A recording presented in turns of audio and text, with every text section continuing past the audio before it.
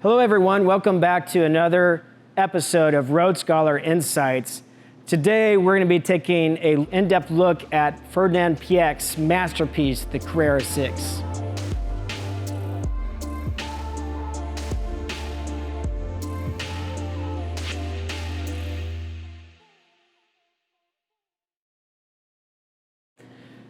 In the last issue of Road Scholar's Insight, I wrote a small article about the significance and the increasing value escalation of the 904 Carrera GTS model, which was Porsche's first reinforced plastic fiberglass model, and then the evolution to the mighty Carrera 6, known in the nomenclature of the 906 in the Porsche world, and in fact, Ferdinand Piëch's first project.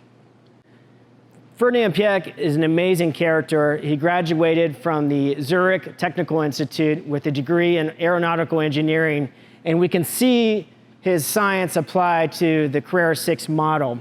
This is the first Porsche designed in a wind tunnel, and it's readily apparent when you walk up to one of these how radical this design was in 1966.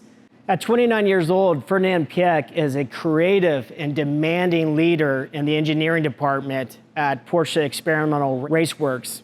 And as you can imagine, he's creating this innovative and uncompromising design with the Carrera 906, starting with the tubular space frame, which they have to make 50 of these to apply for FI's new rules. And one of the beauties of the Porsche program is they take the 911 production model engine, flat six, with the masterminds in the Porsche Experimental Racing Department, Helmut Bott and Hans Metzger. And now they're going to develop twice the horsepower. So they're going to take a standard production plan of making 130 horsepower and try to increase it to 210.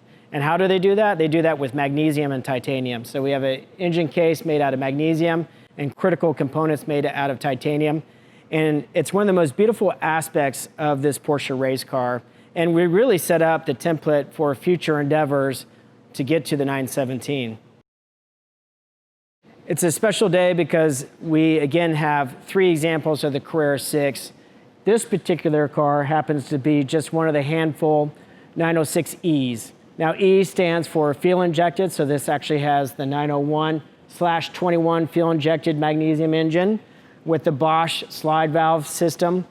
Really special car. These cars were developed by Porsche in '67 to go to Daytona. This car was sent as a factory works car to Daytona.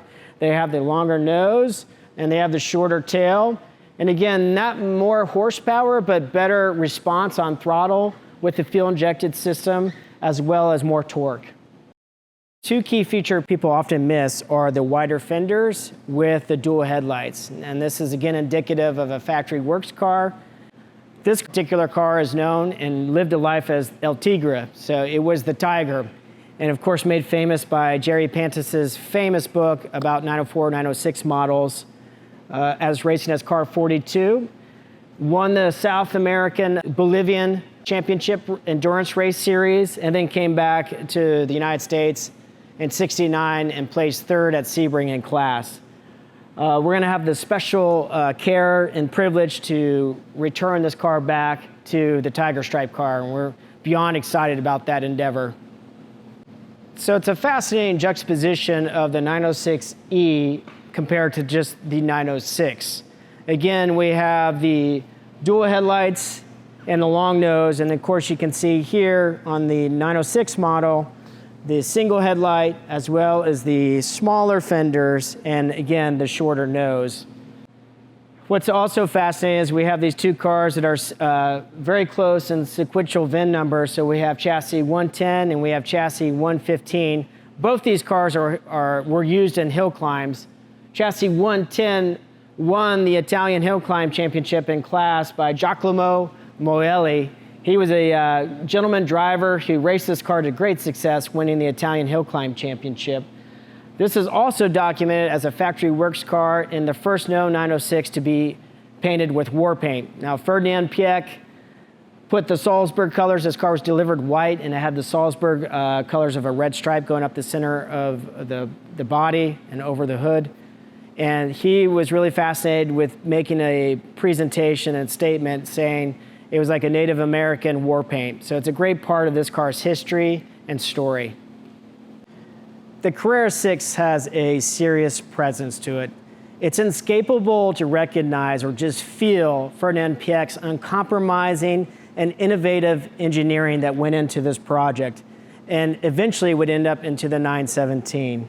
But one of the reasons why I feel like this car, and the 904 of course, is on the up and up in the Porsche world and values and collections is that you can street register this car and drive it on a Cars and Coffee event, or you could go to the next Rennsport event and participate actually in the event that makes these such compelling vehicles.